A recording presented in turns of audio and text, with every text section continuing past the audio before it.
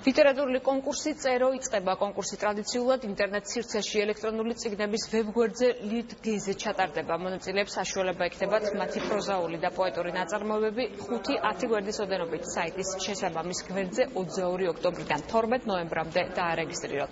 წერო 2 ეტაპად მიმდინარეობს. პირველ ეტაპზე საუკეთესო ნაწარმოებებს 7-კაციანი ჟიური დაასახელებს, მეორე ეტაპზე კი შერჩეულ ნაწარმოებებს შეაფასებს და გამარჯვებულებს 11 დეკემბერს მწერალთა სახლში დაგეგმილ ცერემონიაზე გამოაცხადებს. კონკურსში მონაწილეობის მიღება ნებისმიერი ასაკის მსურველს შეუძლია.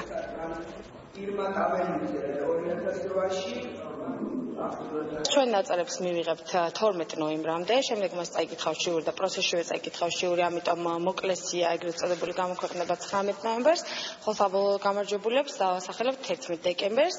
ნაწარმოებების გამოქვეყნება ლიტგის საკონკურსო გვერდზე შეუძლია ყველა ადამიანს, ვისაც წერა უნდა. კულტურის სამინისტრო მხარდამჭერია, აქტიური მხარდამჭერია ამ პროექტის და ეს ცალსახად ნიშნავს იმას, რომ კულტურის სამინისტროსთვის ძალიან მნიშვნელოვანია ლიტერატურული პროცესი, რომელიც აისახება ესეთ კონკურსებში.